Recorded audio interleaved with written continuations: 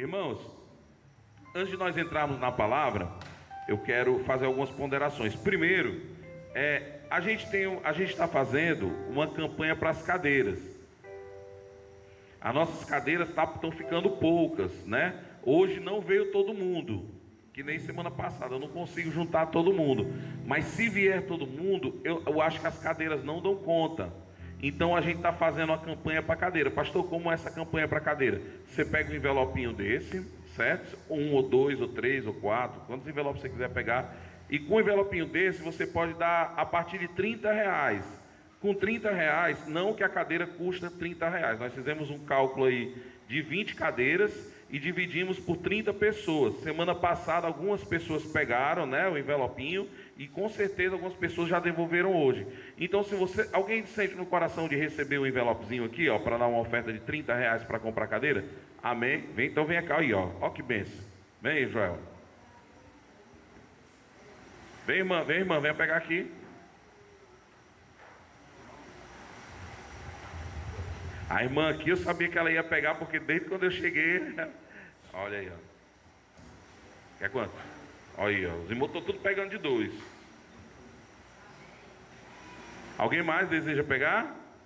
Tá certo? Pastor, quando é para entregar? Você pode entregar até o começo do mês que vem, não tem problema não.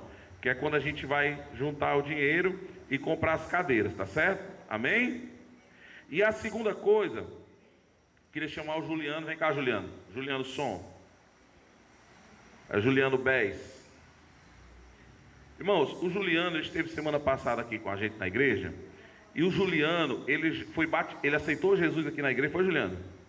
Batizou aqui na igreja. É do tempo do Ednésio ali, tá antigo demais, né? É do tempo do Ednésio aqui na igreja. E ele foi para Itapipoca e está retornando. Está retornando para Paraipaba. E ele nos procurou semana passada e expressou o desejo de estar congregando conosco, tá certo? Então, a partir de hoje, o Juliano está congregando conosco. Estamos recebendo o Juliano aqui como congregado. Só pode aceitar como membro depois que tiver assembleia, né? Eu não posso aceitar ele como membro, tem que ter assembleia, ele sabe como é que funciona. Então, o Juliano está como congregado com a gente aqui na igreja. Estamos recebendo ele para a honra e glória do Senhor Jesus. Quem já conhece o Juliano aqui, levanta a mão. O Juliano é figurinha carimbada aqui, tá certo? Quem recebe ele com alegria diz amém. Quem agradece a Deus pela vida dele, aplaude o nome do Senhor. Isso. Glória a Deus. Então, seja bem-vindo, viu, Juliana? Ele veio nos apoiar aí no louvor também. E daqui uns dias ele está vindo com os filhinhos dele, a filhinha dele, a esposa dele, que eles estão vindo de Itapipoca, que era onde eles estavam residindo. Queria agradecer a presença de todos que nos visitam. E hoje eu tenho uma presença ilustre, pelo menos para mim.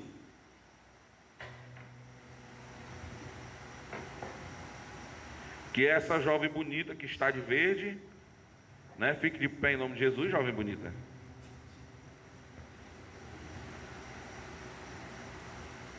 Que é a minha mãe, Aí você olha assim, pastor, não parece sua mãe, porque eu sou moreno e ela é branca. Mas acontece, irmão, acontece. Eu sou moreninho e minha mãe é branca, né?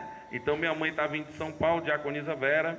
Ela está vindo nos visitar, passar uns dias aqui conosco, né? E ela também prega. Ela vai estar pregando na Caiçara terça.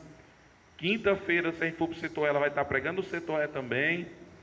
E no Cacimbão não, que a gente vai estar tendo pregado, mas de repente pode ter ela para pregar no Cacimbão também, porque para dar um descanso para o filho, né? A mãe está aqui para dar descanso para o filho, né?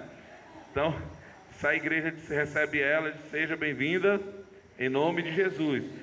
Pode sentar aí, minha mãe, tá certo? Eu não gosto porque mãe a gente pode estar com 50 anos e ela pensa que a gente é menino, né? Aí minha mãe fica brigando comigo na frente dos irmãos, fico com vergonha.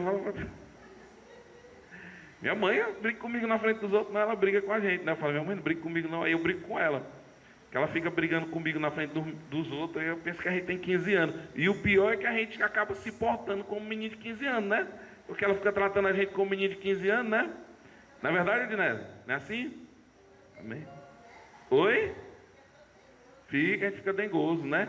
E também estamos recebendo aquelas duas bênçãos ali atrás, que o nome da irmã a jovem, a jovem de cabelo preso, de casaco preto. Israel e a sua mãe, Rosiane, né? Seja bem-vindo. Queria pedir para a irmã, a irmã, esposa do irmão Fábio, que agora me fugiu o nome, a irmã Erlene, dá um abraço nessas duas jovens e dizer que ela é bem-vinda em nome de Jesus. Dê um abraço lá nela. Isso, diga que elas são bem-vindas, viu? Aqui desse lado também a gente tem a irmã do Joel, não é isso? Né, irmã do Joel que está visitando? Pronto, seja bem-vinda em nome de Jesus. Eu vou pedir para a irmã Conceição dar um abraço na irmã do Joel e dizer que ela é bem-vinda. Dá um abraço nela aí, isso. Diga que ela é bem-vinda em nome de Jesus, viu?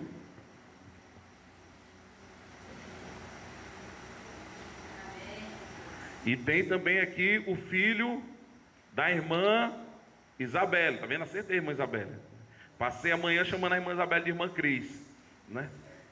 Pedi para o Chiquinho dar um abraço nele, dizer que ele é bem-vindo em nome de Jesus. Dá um abraço nele aí. Isso, acaba bom. Tem mais quem? O Pelezinho não é visitante não, o Pelezinho é de casa. Por isso que eu não falei do Pelezinho. O Pelezinho é de casa, né? O Pelezinho está até estudando bateria, né, Pelé? O Pelé já é da casa, mas ele sabe que é bem-vindo, mas ele é da casa já. É o Guilherme, né? Aí a gente chama ele de Pelé. Qual o apelido dele, né? Né, Pelezinho? Amém? Queria convidar você a abrir sua Bíblia no livro de João, capítulo 20, versículo 20. Pedir para o Pedro trazer um copo com água para mim. Livro de João, capítulo 20, versículo de número 20.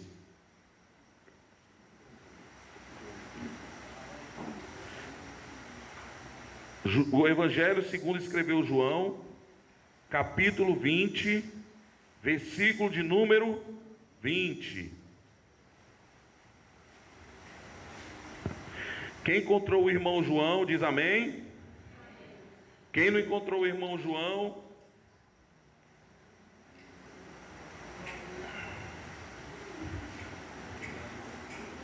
deixaram o irmão João perdido ainda aí? Quem encontrou, fique de pé em nome de Jesus.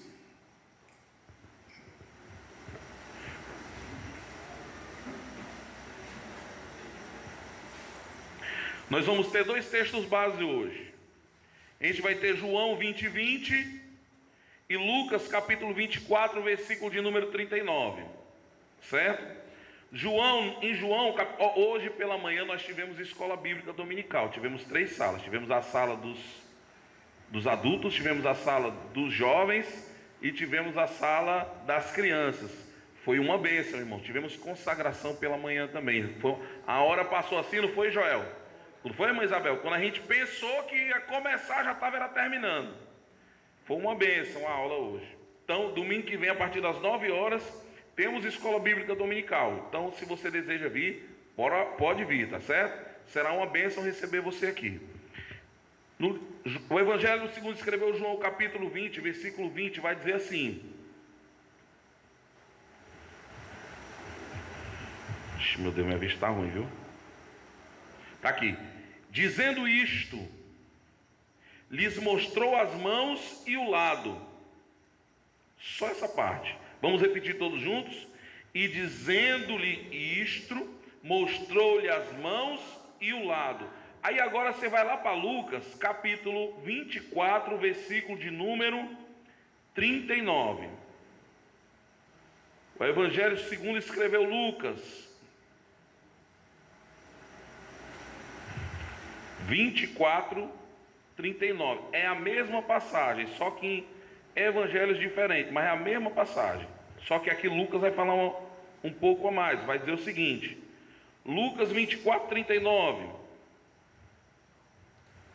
Vai dizer assim, ó: vede as minhas mãos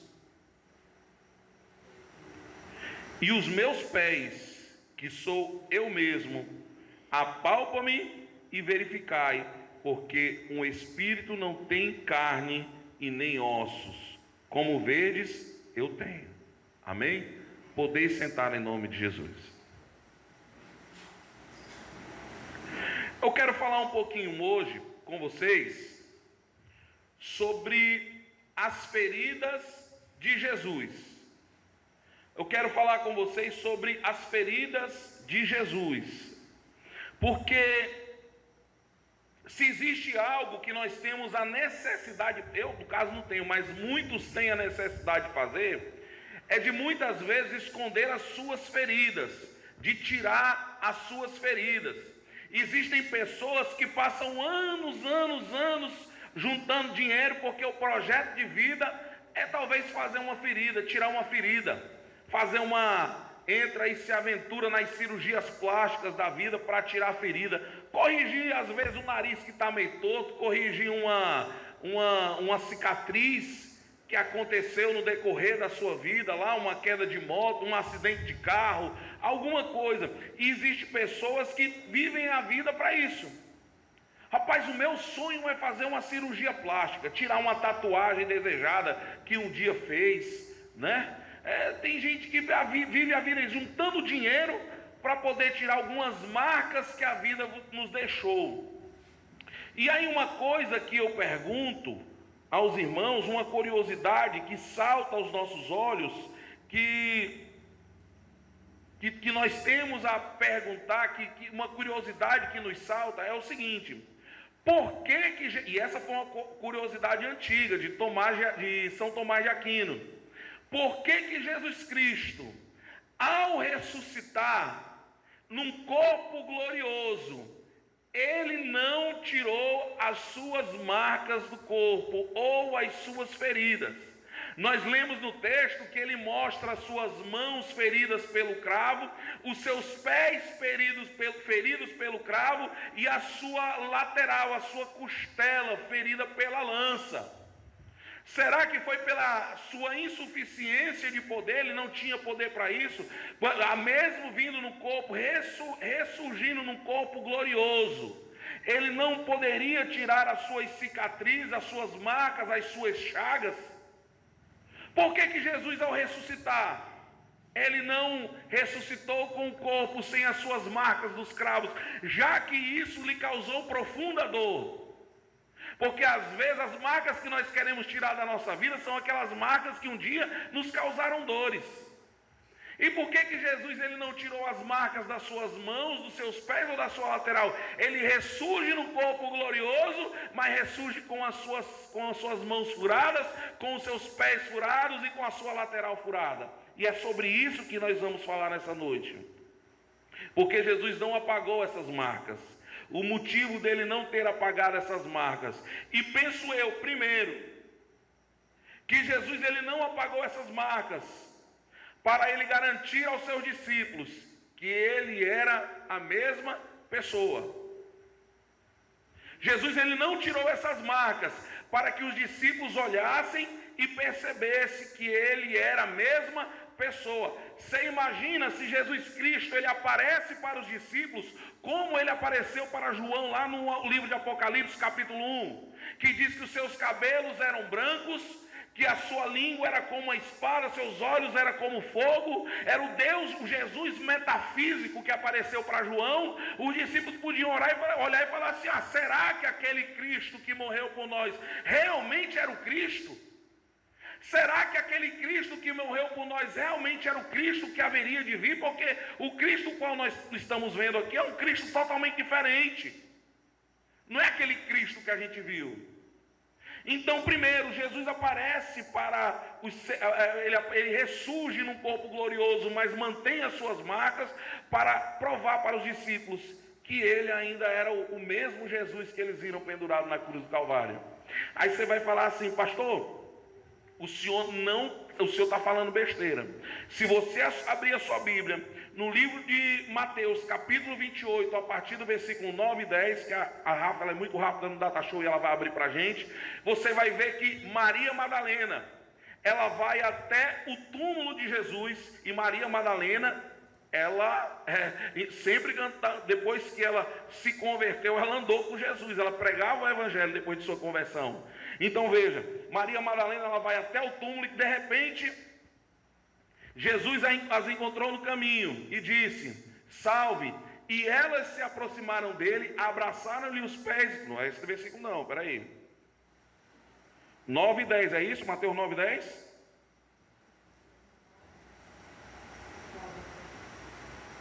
Vamos ler ele para ver. Saindo Jesus, viu um homem chamado Mateus. Não, 28, versículo 9 e 10. Deixa eu abrir aqui na minha Bíblia.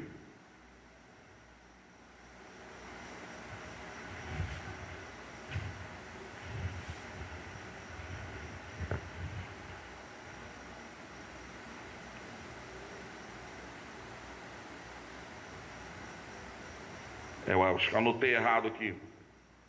Mas Maria Madalena, quando Jesus ele ressuscita, quando ele aparece para ela olha para Jesus e pensa que é um jardineiro. Ela não reconhece Jesus. E aí Jesus diz para ela assim: a paz esteja com você. E ela pega e fala assim para ele assim, ó, será? Rafa, pesquisa para mim onde está esse versículo aí para mim, por favor. E aí ela vai dizer assim, ele vai dizer assim, paz, e ela vai falar assim, olha, foi você que tirou o corpo do mestre daqui? Onde você colocou o corpo do mestre? Aonde o mestre está? E ele vai dizer assim, salve Maria, fala por discípulo que sou eu, vai lá e dá um recado por discípulo. E aí ela vai reconhecer a Jesus. Então veja, quando Jesus ele ressurge no corpo glorioso, as pessoas que andaram com ele não o reconhecem. Em Lucas capítulo 24, no versículo 13, você também vai ver dois discípulos que caminharam, que estiveram com Jesus caminhando para Emaús, e quando eles estão a caminho, eles também não reconhecem a Jesus, a não ser quando chega no momento em que Jesus parte o pão e eles reconhecem. Então Jesus, ele manteve as suas marcas para que os seus discípulos o reconhecessem e vissem, olha lá, 21, né? Capítulo 20, João, capítulo 20, versículo 1, que diz assim, ó, Maria Madalena chegou ao sepulcro e viu que a pedra da entrada tinha sido removida. Então correu ao encontro de Simão Pedro e outro discípulo, aquele a quem disse amava, e disse, tiraram o Senhor do sepulcro e não sabemos onde colocaram. Pedro e o outro discípulo saíram e foram para o sepulcro, e os dois corriam, mais rápido, ainda não é essa ainda não, não é essa passagem ainda não, viu? Ainda não é esse, não é essa. É que Maria Madalena chega lá e confunde Jesus com o jardineiro. Jesus aparece para Maria Madalena. Capítulo 20, versículo 15. Pronto. Vou arriscar mais não, vai que eu erro de novo aqui e dá certo. Então veja, os discípulos... É esse mesmo. Vai lá, volta lá. E eles perguntaram, mulher, por que você está chorando? Levaram embora o Senhor. Ela vai dizer, respondeu ela, e não sei aonde o puseram. Nisso ela se voltou e viu Jesus ali em pé, mas não o reconheceu. Graças a Deus, acertamos aqui, senão ia ficar como mentiroso, né? E não reconheceu. Veja, então Jesus ele ressurge com suas marcas primeiro para que os discípulos o reconhecessem. E tem também a passagem lá em João capítulo 20, versículo 24, aonde ele vai aparecer para Tomé. E aí Tomé vai dizer, vai aparecer para os discípulos, mas Tomé não estava. Aí Tomé vai dizer assim, olha, eu só acredito se tocar as suas chagas, se tocar as suas feridas. Preste atenção. Aí Jesus vai ter um encontro com Tomé. Olha aqui para mim. Jesus vai ter um encontro com Tomé e Tomé fala assim, Senhor, deixe que eu toque nas tuas chagas, deixe que eu perceba que é o Senhor mesmo. Agora veja, Jesus disse assim para Tomé, Tomé, você quer tocar na minha identidade? Porque a ferida nas suas mãos era a identidade de Jesus. Aí Jesus disse para ele assim, Tomé, toca na minha identidade. Tocou nas mãos, está aqui minha identidade. Tomé, quer ver meu CPF? Aí Tomé disse assim, quero ver seu CPF. Aí Jesus disse aqui, ó, levanta aqui, toca aqui no meu CPF, na marca que estava ao lado. Aí Tomé ainda não estava satisfeito, e Jesus disse assim, Tomé, tu quer ver aqui as marcas nos meus pés? Está aqui outro documento da marca. Então Jesus mostra a identidade, mostra o CPF, mas só tem um documento que Jesus não podia mostrar para Tomé, que era o seu atestado de óbito. Não.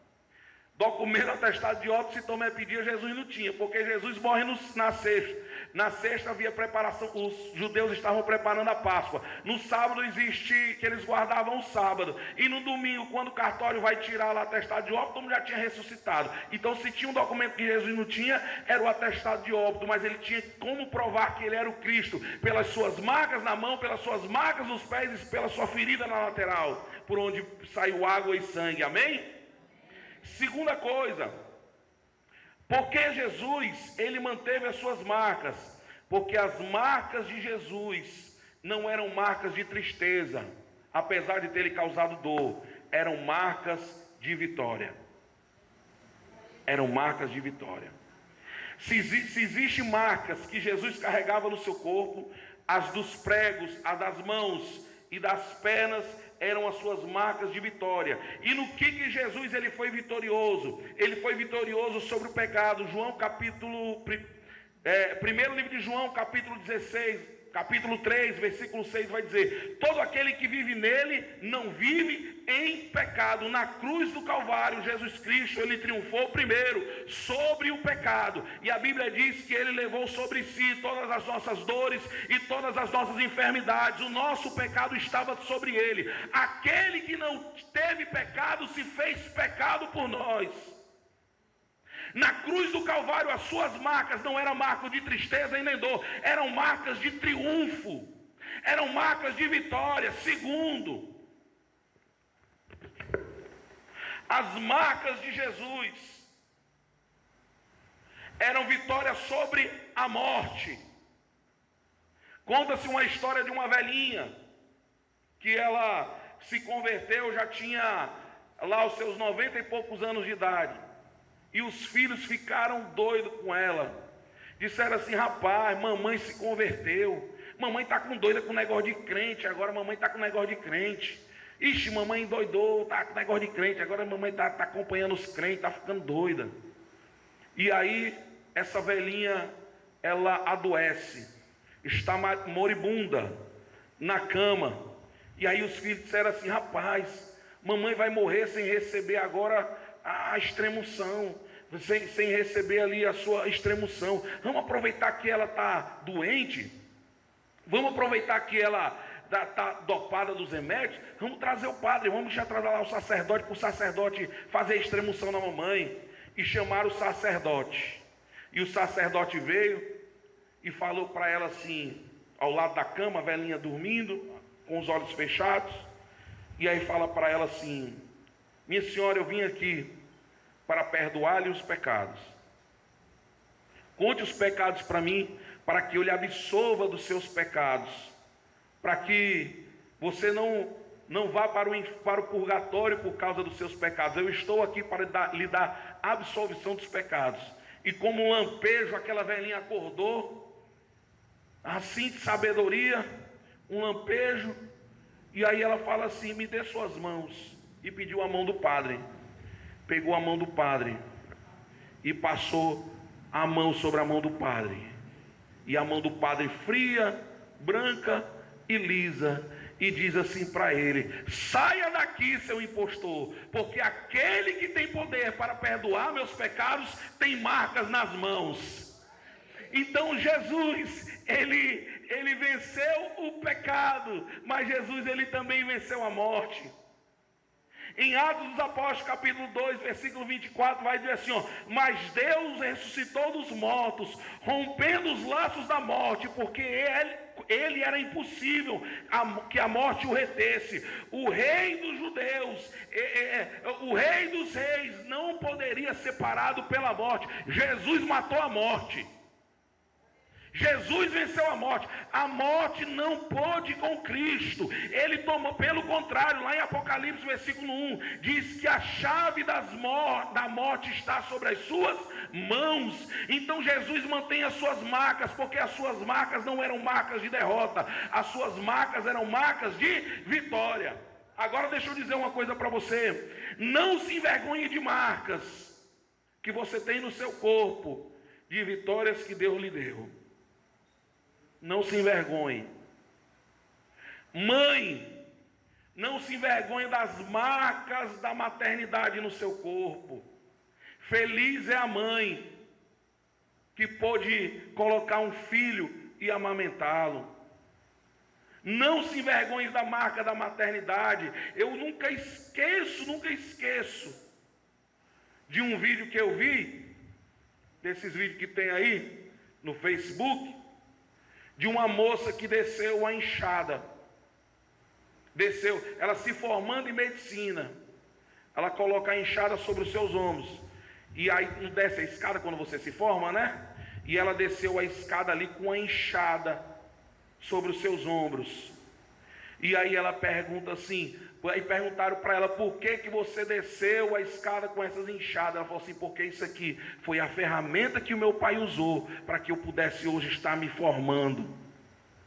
Aí você imagina, um pai formou a filha à base da enxada, como eram as marcas da mão desse homem, eram marcas de calo, deviam estar calejadas. Então não se envergonhe de calos que você de marcas que você teve na sua vida, que foram marcas de derrota. Deixa eu contar um testemunho para vocês aqui. O Wendel Filho, esse meu menino, quando ele foi nascer, a minha esposa teve pré-eclâmpsia. Fomos ao médico na correria, chegamos lá, deram remédio para ela na veia, a pressão não baixava, e a pressão não baixava, e a pressão não baixava, a pressão cada vez mais alta, e a pressão não baixava, e o doutor, o médico disse assim, olha, a gente vai segurar o menino, enquanto a gente puder segurar o menino na barriga, enquanto o remédio não estiver afetando os seus rins, a gente vai manter o menino na barriga. E manteve, mais uns 2 dias.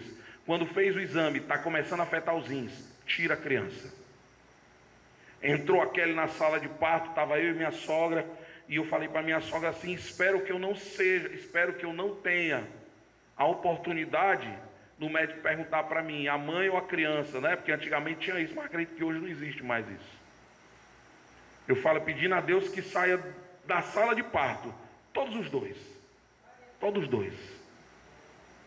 E aí, foi lá e tal, demorou um pouco, o parto saiu o Wendel Filho enroladinho, parecendo um casulo, né? Que as crianças saem parecendo um casulinho, eles enrolam, né?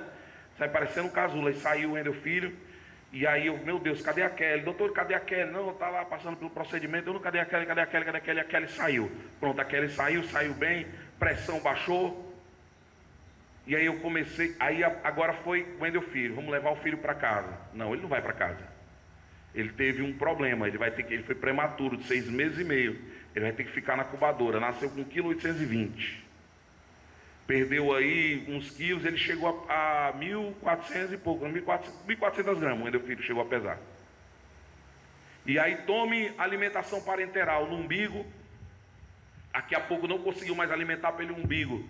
Foi pelo braço, daqui a pouco pelo braço não aceitava mais, eles abriram um corte no pescoço do Wendel Filho aqui, ó. E alimentaram o Wendel Filho aqui pela jugular. Não sei se é pela jugular, você quer que pelo pescoço aqui, essa região do pescoço. A primeira vez que a Kelly foi ver o filho, nós chegamos no hospital, quando nós estávamos fazendo ali, lavando os braços que tinha que lavar, nós olhamos, eu falei assim, olha, ele está melhor, porque ele está sem a sondazinha do nariz, né? Na incubadora. E aí veio a doutora Verlaine, lembro que se fosse hoje o nome dela, falamos assim, doutora, ele está melhor, né? Ela falou assim, não, pelo contrário, ele está pior. Ele teve uma complicação nessa noite, ele teve que ser entubado. E o Wendel Filho foi entubado e entrou em coma. E aí ali para a gente faltou o chão. Sentamos no banco do hospital lá, começamos a chorar, e eu tinha que dirigir para vir embora nervoso, todo me tremendo, e tendo que acalmar a Kelly. E nisso já tinha gente em São Paulo orando, gente nos Estados Unidos orando, na Bahia, Limoeiro, todo canto que você pode imaginar tinha gente em oração orando pelo Wendel Filho.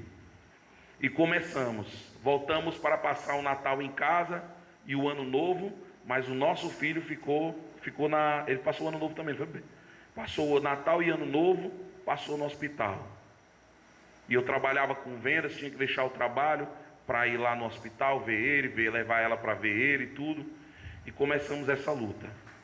Mas Deus foi dando cada vez, ele foi passando pelos exames. Passou pelo exame do pulmãozinho, foi aprovado. Passou pelo exame da vista, foi aprovado. E começaram a dar antibiótico. Quando a gente pensava que ele melhorava, teve uma infecção intestinal, um início de enterocolite. Uma infecção causada por bactérias, fezes de bactérias. E eu cheguei nesse hospital, tinha o doutor João, que era conhecido de uma amiga minha. Eu falei, doutor João, tudo bem? Ele falou, tudo bem, quem é você? Eu falei assim, eu sou amigo da Germana. Você é amigo da Germana? Eu falei, sou. E a Germana tinha trabalhado tempo com ele. Eu falei assim, eu queria que o senhor pudesse dar uma olhada no exame do meu bebê. Ele, qual é o seu bebê? O número 2. Ele falou, não, mas eu só estou olhando os bebês daqui para cá, daqui para lá eu não estou olhando não. Aí eu falei assim, não, mas dê uma olhadinha no exame do meu bebê. Ele falou, tá certo.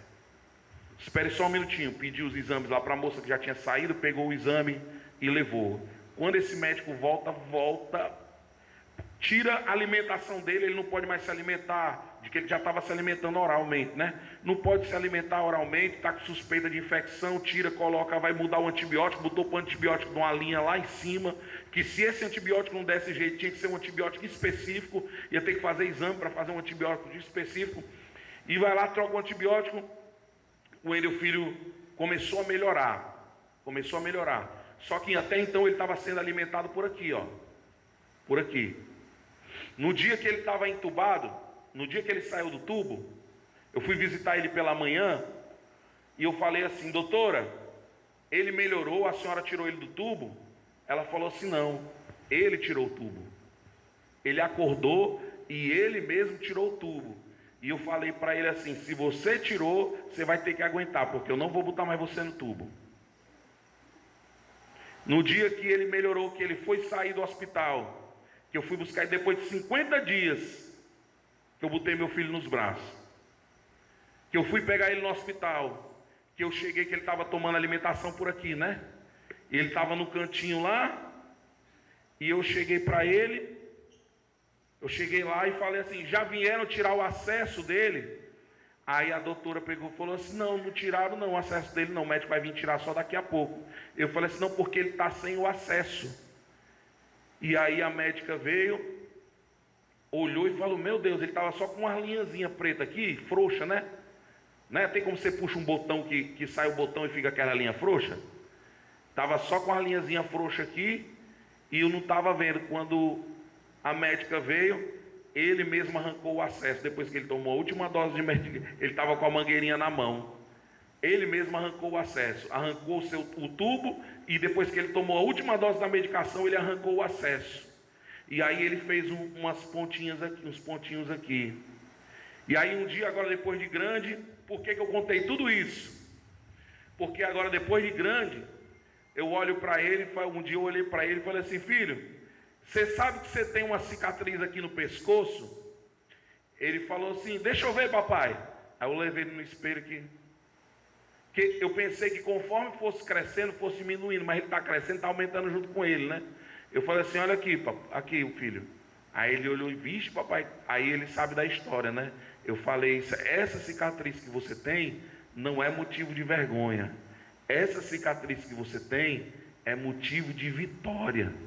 Foi por aqui, Deus primeiro nos céus e os médicos na terra fizeram essa cicatriz para você, para que você um dia pudesse sair do hospital, para que você pudesse estar aqui. Então foi por isso que Jesus manteve a sua cicatriz, para que um dia você pudesse estar aqui. Quando nós chegarmos no céu, nós vamos ver ele da mesma forma que ele foi imolado. Quando chega lá, ele vai estar lá com as suas mãos, com as cicatrizes na mão. Sabe para quê? Para que nós possamos mensurar o tamanho do seu sacrifício, que foi com dores, que foi com luta, que foi com suor e foi com sangue. Não foi nada fácil, foi através de dores, foi com prego na mão, foi com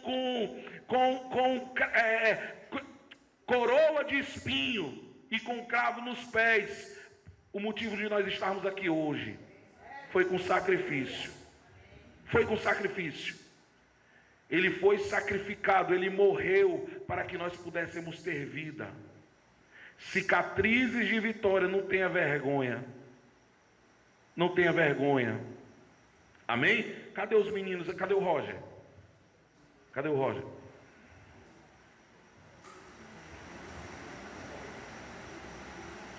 Eu queria que você fechasse seus olhos. Abaixa teus olhos. Abaixa tua cabeça e fecha teus olhos. Tem um louvor antigo. Isso.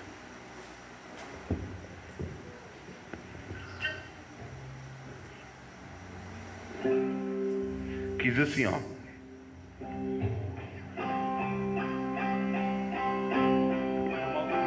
Normalzinho mesmo.